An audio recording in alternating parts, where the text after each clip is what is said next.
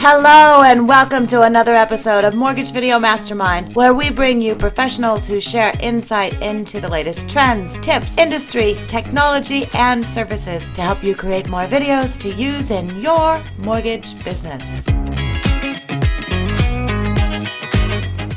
Yeah, Ginger said the topic was how to come up with topics for doing videos, and I think content. So if you want to kick us off, Carl, with the type of how people should think about the content they do for their video. For me, and obviously Ginger has literally written the book on this, so I would definitely transfer any of my ideas to her. But for me, I tell you, one of the things that I do is I just go into Facebook groups and see what people's asking about. Yep. And seeing what they're commenting on, and I'll see a question, I'll see the most comments on it, and I go, okay, well, that must be what people want to talk about. So then that's what I do. That's the content that I pick my videos. So, but again, I'm sure Ginger has a much perhaps a better way of doing that, or certainly a different way of doing it. But that's what I've always done. It's that old saying. What kind of groups are those, Carl? Where are you finding those groups, like consumer? Well, so it depends on who I want to talk to. Like for me, the trick of the trade has always been enter that conversation that's already in their mind, right? So instead of trying to start a new conversation, what's that conversation in their mind? So for me, I would go into some of the more famous Facebook groups of real estate, like if that's the topic that I'm talking about. And if I'm wanting to talk to realtors, then I'd go to, the realtor.com Facebook page, per se, and look to see what are the other realtors talking about. If I want to talk to consumers, I would just go, into like the Dave Ramsey type group pages where they're talking about real estate, and just see what's everybody talking about, what's their questions. And, so I'll let somebody else do my homework for me, and then I'll just enter into that conversation that they're already having. For mortgage professionals, Ramsey's page is a really good page to talk about what not to do. Yeah. So I was not condoning anybody's any content. But that's a really good point, because sometimes you have these financial gurus that are out there giving advice that you may have a different opinion, and it's okay to take their opinion and say, listen, this is a good opinion, and I have a different opinion. Here's how I look at it. And so you're kind of, they call it poking the giant in the eye. It's like it's the David and Goliath approach to content marketing, is you kind of hijack somebody who's really famous's conversation. Gary Vee does a good job of this. He did it in the very beginning. But that's also a really good strategy if you can back it up, and if you if you got the nerve to do that. It takes a thick skin, and you're gonna be pretty good to do that. Yeah, absolutely. So I guess I don't think for me, at least my style, nothing wrong with doing it a different way, but my style wouldn't be to say, well, I know Dave Ramsey is saying this, but let me tell you where he's wrong.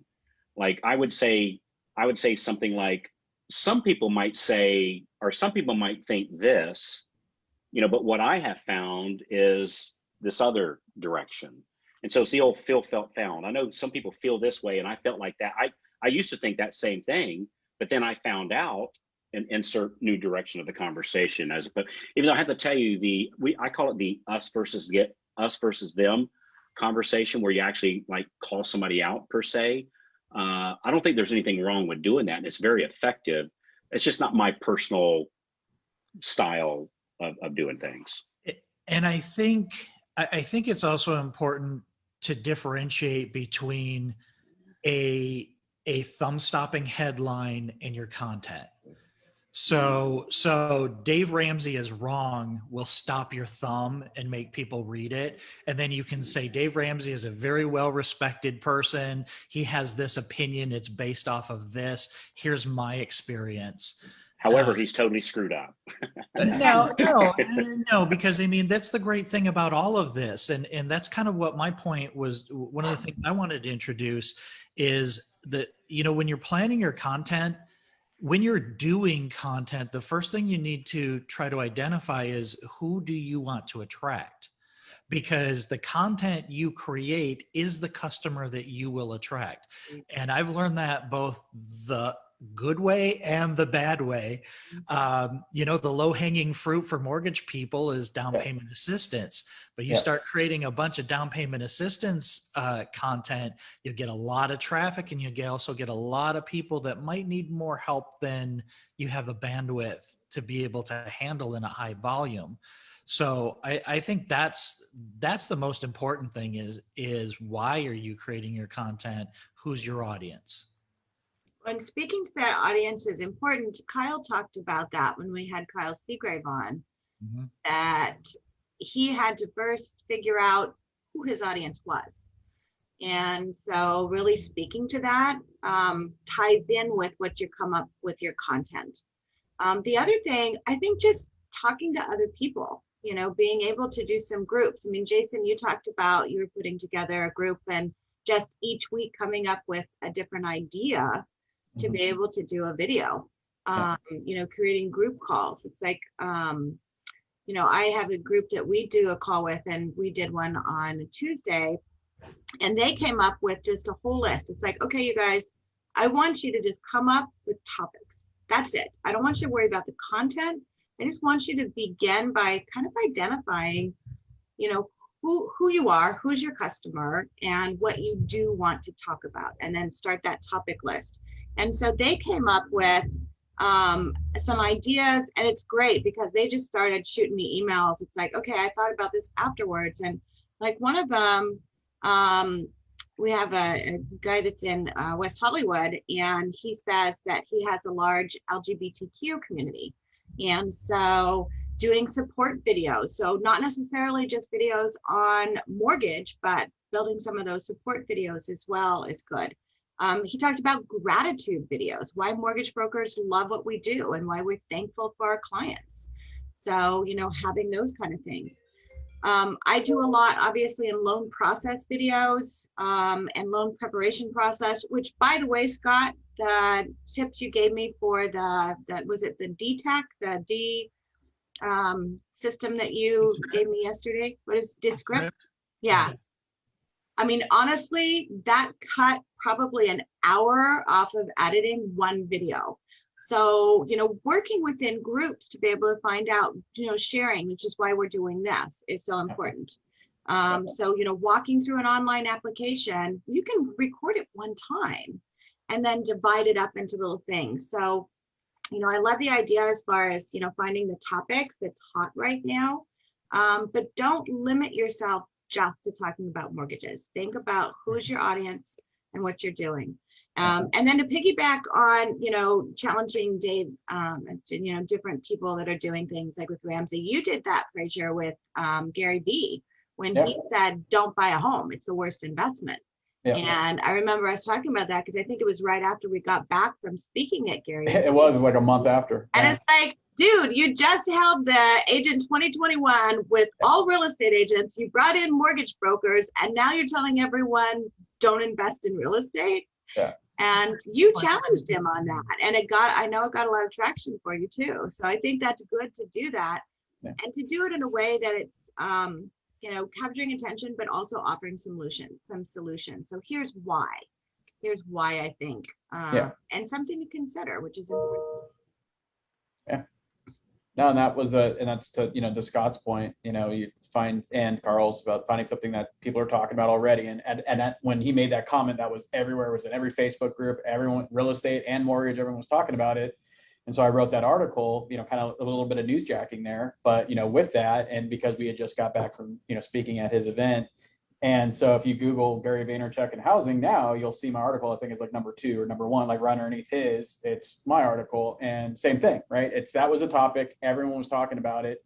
And if you read mine, headline, you know, got the magnet, grab the attention, and then just, you know, give my opinion on what he said, right? And so to me, that's where you always look for opportunities to show that you're the expert, right? Show that you're the thought leader, show that you're the one that people should, you know, give their attention to, because you have some value to give, and you're not just simply just trying to say mortgage, sell, right? You're giving them some advice, some expertise that others are not. One of the ways I like to think about this, and as a metaphor, is if you start creating content, you're building a library of your knowledge base and your experience. So every piece of content that you create is a brick that you're laying in the foundation of your future reputation.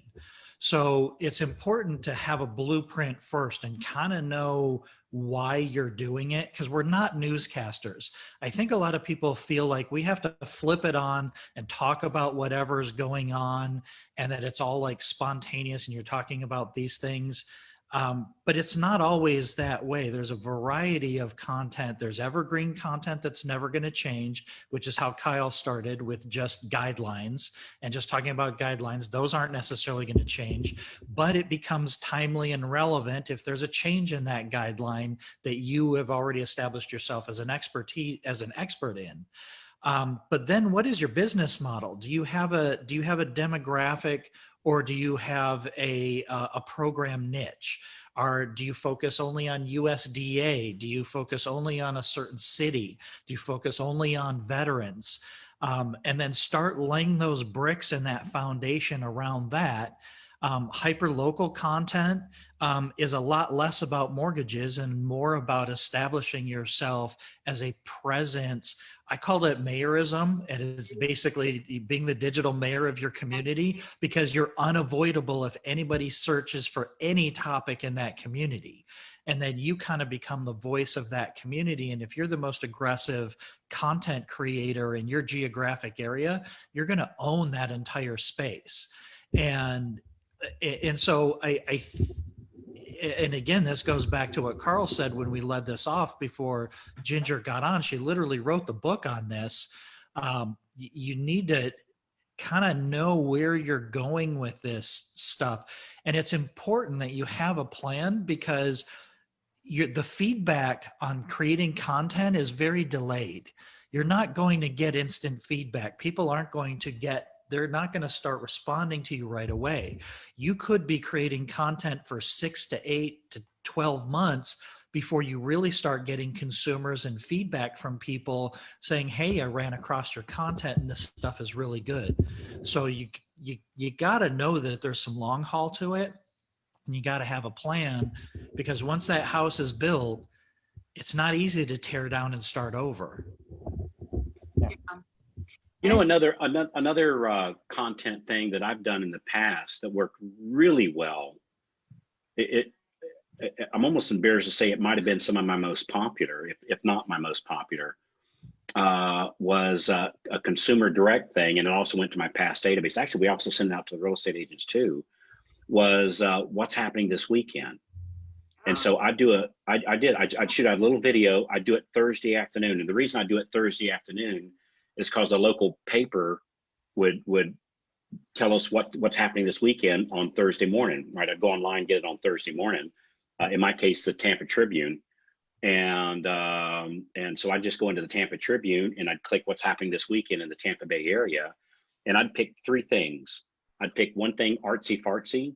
I'd pick one thing adult-ish, but not controversial. And I'd pick one thing for the kids. And it was a little literally like a 30-second video, and then I'd tack on a call to action. So it'd be like, hey, this is Carl over at Ginger's mortgagecompany.com, and hey, 3 things happening this weekend. Me and the missus were looking, and we think we saw this thing, artsy fartsy. The Florida Orchestra's playing, something like that, right? Or art museum or something like that. And so I'd say, hey, we saw this thing, artsy fartsy. It's happening down at the Vinoy. We saw this thing, First Friday is coming up this Friday, which is kind of like a block party, wine drinking, primarily an adult beverage type gathering. So we're having the artsy fartsy thing. We're having the adultish, but not controversial. And then the third thing, they're also having a little outside art festival, arts and crafts show down in Tarpon Springs by the bayfront there. So anyway, we're thinking about which of those 3 to go. Hope to see you out there. Oh, by the way, if you're looking to buy, sell, or refinance, that's what I do. Love to talk to you about that. In the meantime, see you out on the town. And that was it. And my gosh, that thing worked really, really well. I love it. You know, we've got Andrew Vieira asked a question to you, Carl, about posting your videos directly in those groups that you're trolling. That type of video you just described, we In know a good way. In a good way, Carl. he's In a good talking way. about. But that kind of video you absolutely could. That kind of video you absolutely could post in a neighborhood community group, and it wouldn't be uncool. 100%. As long, like, where people get pissed off is if I jump on to your group about collecting antique cars and I go, hey, if you want to refinance so that you can buy another antique car, that's you've got to look, if you're coming to visit, you got to bring you got to bring a bottle of wine, you got to bring some cookies, you got to bring, you know, some barbecue to the party. You can't just show up at the party with an empty plate looking for people to put stuff on your plate. And so so I agree 100% with that. But I'm very respectful of going on other people's professional group pages, like if I don't know, well, like if Ginger is doing this video group page, which you had, which is by far the best one, maybe the only one in the mortgage industry. I love it. Really good content there.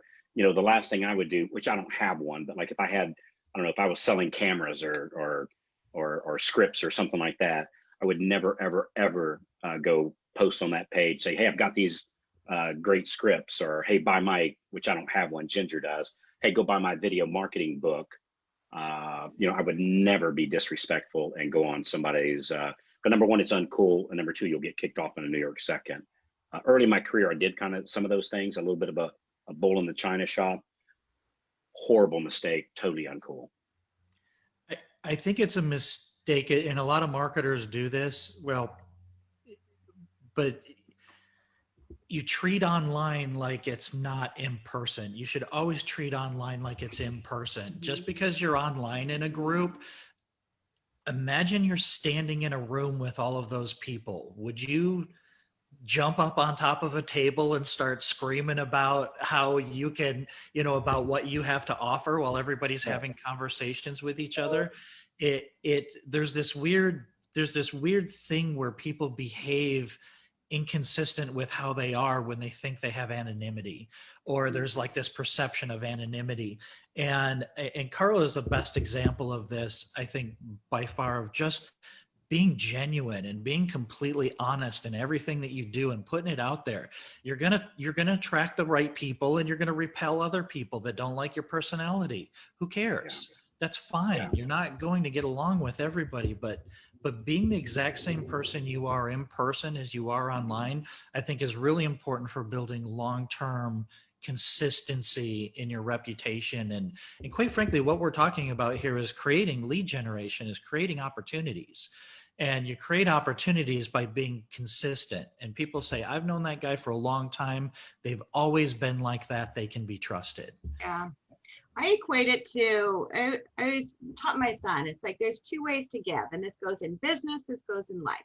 And you can give palm up, where, you know, you're expecting somebody to take something and you want something in return, or you can give palm down, where you're truly giving and you're not expecting anything in return. And people see that. So your whole thing about, you know, about the town is giving. You know, if you're making a video that's talking about, you know, VA updates, and you're saying, hey, here's some information, thought it would be important for you to know. We found by creating those kind of videos that a lot of groups will then share those videos on their own. So you can make the choice to say, hey, I just want to let you know there's an update that probably affects your members. I don't know if it would be helpful for them or not, but I made a video. You know, if you'd like to share it out, or even say, hey, if you want to co-brand it, I mean, whatever, I just want to get the information out there. So always give to where you're giving palm down and not palm up. And people see that. They're very recognized. I love your analogy of showing up for the potluck without something, without, you know, bringing an appetizer or a dessert, or always a bottle of wine, make it a good one. And then, you know, that's what it is. And people forget that online. It's the same thing. You need to think about that it is in person, and you are building that relationship that's so important. And that's a great point, Ginger, that you made, and Scott also, is that when doing the videos, like when I do a video, I literally picture a single individual that I'm having that conversation with. And this is going to sound crazy, but in my early days, you know, because I had severe and still do camera shyness, right? I think everybody does. That I literally would get a picture of a buddy of mine, and I literally would. This is going to sound so weird, but I literally would tape it underneath the camera lens. I love your And I was talking, and I was talking to that guy. You know, in my case, it was a guy, but I was talking to that dude, and doing your videos like you're talking to a person and not broadcasting to an audience. That's a great point. Did you tape a redneck teleprompter under his picture? The redneck teleprompter came later, but I really did. I really did. I love take that picture. So yeah, No, and it took the fear away. You know. Well, you're 100% right, and Kyle brought this up as well, and we have to remember that one individual is consuming this content. So when you're creating that content, you're always creating it for one person, but you're creating it for one single person over and over and over and over and over and over again, hopefully, right? But you're really only talking to one person. And I think, again, sometimes because the medium is different, we feel like we're talking one to many. And so you end up coming across as just broadcasting what you think the masses want to hear. And that's not going to be nearly as effective as what you're talking about, Carl. You absolutely nailed it. Yeah. So coming up with topics, if you have a list of topics that you're going to pull from, it makes it a lot easier to consistently create those videos. And, you know, it's that fear, you know, you talk about the fear of camera. It's like, I hate getting on the camera. We all hate getting on the camera. Nobody loves it. But it is necessary. I mean, it's necessary in the world we live in today. And especially, you know, who knows if business is going to go back to where you can meet people in person, not because of the pandemic, but just because we've all adjusted our businesses now, right? So, oh, Fraser hopped off. So it's a matter of, you have to do video. So coming up with that list of topics, just start it, you know, whether I don't know what's that. I got a Rocket Book. I don't know if you guys are using those. You can get it on Amazon, but basically it's awesome because it's a book that you write on, and then you take a picture of whatever you write on your phone, and the app turns it into a document and it emails to you, and now you can edit it and share it and to do all those things. And so I've started using that for everything, because that's the biggest. I'm a writer. It's like, I like to write things. I like that physical. I'm old school. But I also know it's like, oh, I need to have access to it. So, you know, get whatever it is. If you're going to do it on an Excel spreadsheet, if you're going to do it on a Word document, if you're going to get a Rocket Book, write that list down, and you're constantly adding to it. I mean, it's just constantly growing. When you have that, it's like, oh, I need to do a video on that. Then, you know, we talked about this last week, the schedule. Get yourself on your schedule, put it onto your calendar, make the commitment, and start recording those videos. I'm an incentive type person. So it's like, I know if I give myself a deadline and hold myself accountable to it and I get it done, then it's like, okay, now, you know, now you can go and play. Now you can go and do something. Now you can, you know, go have a glass of wine, whatever it is you want to do. But you have to make that commitment to do that. And I honestly think it begins by having that topic list, and something you can always do. You're going to feel a lot more comfortable going, oh, you know what? The next topic I was going to do was talking about, you know, how you can beat a cash offer, you know, what you need to do as far as getting, you know, started. How can you save more money? You know, how do you improve your credit score? There's a ton of things we can talk about. And you always say, Scott, go to your inbox, you know, whatever questions you're getting or questions you're answering, problems you're solving, that's always it. I also think there are some broad categories that you can kind of use to put your content under. Timely and relevant is one. So these are things that are happening right now, and that's kind of your inbox. And when you talk about, you know, how do you compete against cash hours or cash offers, that's directly relevant to today's market. That might not be relevant in a year from now. There's a demographic category where maybe you help nurses are firefighters or police officers or some sort of demographic that you just happen to be really good at. There's program niches. So that's your VA and your USDA or a buyer assistance in your community. And then like what Carl said is your community content. And that's your hyper local. You're embracing the entire community. You're reporting about the community. Interview the local school superintendent and talk about schools opening. Interview the mayor, talk about what's happening in the town.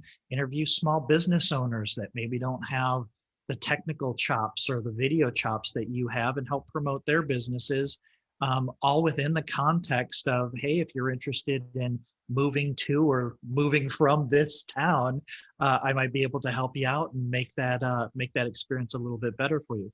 So like when you look at those broad categories, I think you start with those categories and then you create your lists under those categories and mix them up, because your evergreen stuff is always going to be there. That's the stuff that you can lay your foundation, and then just kind of go from one list to another and start building out those funnels, building out those categories of those content categories. I think that's a good way to approach it. And I think something that definitely needs to be brought up, and I know Ginger's way too humble to bring this up, so I'll bring it up for her. I can tell you right now what I would do if I'm looking at content. Ginger, that book you wrote, I know you might be getting tired of me saying this, that book was absolutely fantastic. It was really, really good. I didn't know what it was when I ordered it. I just saw video marketing by Ginger. It's got to be good, right? And I got it and was like, holy cow, this thing is phenomenal.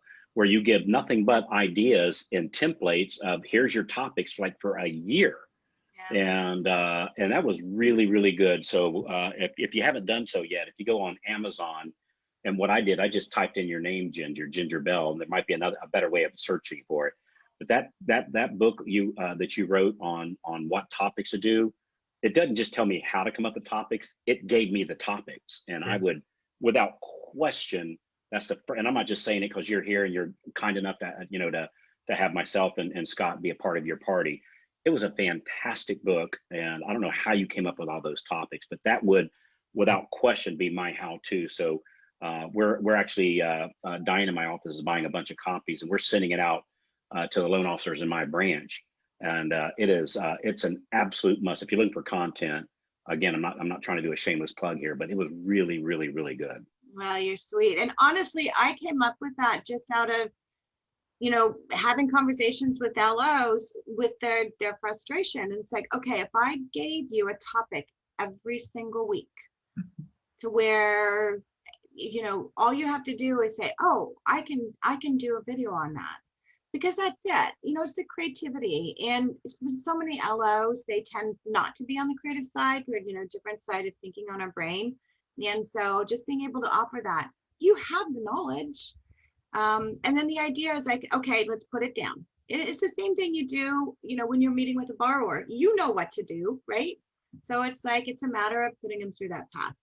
Once you get through a couple of those videos, it becomes so much more easy to do because now you have that template. So I mean, trust me, it was like, I was shocked when I put that out there and people were like, this is brilliant. It's like, I don't see it because it's like, it's really just writing it down. I will tell you the reason, and I've had people ask me if we can put it into an ebook so they can type on it. And we may do that for next year because I'm going to write one next year with 52 more ideas. But the idea of actually physically writing helps you to remember. And so there's an activity that happens in your brain when you go through that activity of writing it. And we need to have Renee on here because he'll talk about which cortex it is and all that kind of stuff. But that's the reason why it's so important to have that physical copy to actually write those notes down. Then you can use the redneck. And that's what we need to do. I think we need to make, when we all get together, Carl, I want us to make a video of that whole redneck and going through that whole process, because then you can do that and you can put it onto your teleprompter or you can put it onto, whatever it is. So that's the whole idea. So thank you. You're very sweet. Well, I have to say, when you said you didn't know it was going to be that great, I tell you, I just had a visual image. I was watching an interview some years ago of Led Zeppelin, Robert Plant, the lead singer of Led Zeppelin.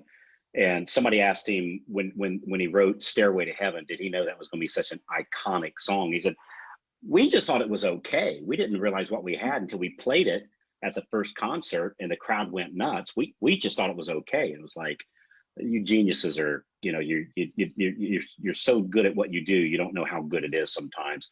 Other people have to say, my God, this is fantastic. So anyway. Well, that's a really important point, Carl, and I've been having this conversation a lot. I think we take for granted how much we actually know. Because we do this all day long and we think nobody wants to know. Everybody knows that. And I'm telling you, everybody doesn't know that from the very simplest topics.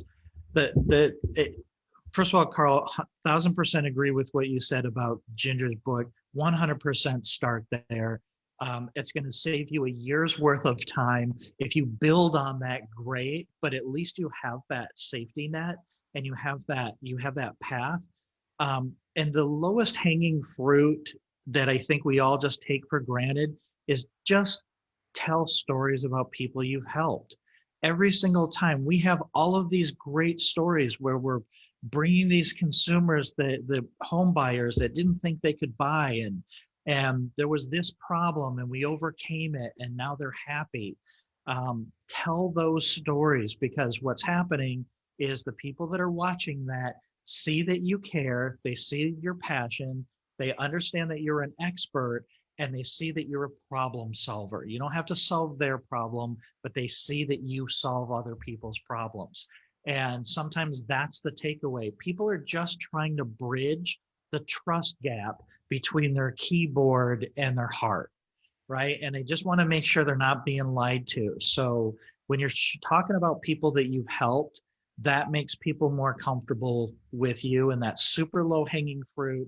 It's right here top of mind, and there's going to be some emotion when you start telling those stories, because you're going to relive that journey that you went through with those clients. Yeah. And that's also a really good place to start. So this has been fantastic. Yeah, it's been awesome. And now it's time to leave. So so we made it past we grew beyond the 15-minute Friday, which honestly, when I started this, it's like, okay, if we can just give some morsels for 15 minutes on a Friday. And then I'm so grateful for all of you hopping on. And I know we're going to start. I have some people that I want to get on as guests. We've had some guests. So Carl, thank you so much for joining. Truly appreciate all that you do. You're such a pioneer in the industry, and utmost respect and honor to have you be a part of this. And Scott, you as well. I mean, it's so funny because we've all known each other for many years, but being able to have this collaboration, and that was the whole idea with the group. It's like, let's everybody help each other. Let's figure this out. And so Jason had to jump off. So Jason, we love you too. We will be back here again on Friday. We're going to do it every Friday. We are going to start putting this onto a couple of different platforms once we record. We've been asked to put it onto Mortflix, which is a new streaming service that is like a Netflix for the mortgage industry. And so they asked me if I could put together some content. I said, you know what, we're already doing a great piece on Friday, so let's put it over there. And then Scott, we talked about starting the YouTube channel. So I think we're going to stream onto that. So we're going to switch over to StreamYard. Somebody else can be in charge of it, because clearly streaming is not my forte. So, but a good opportunity to learn, and that's what it's all about. So thank you so much for joining us. For those of you who are watching, thank you so much for tuning in, and now go make a video.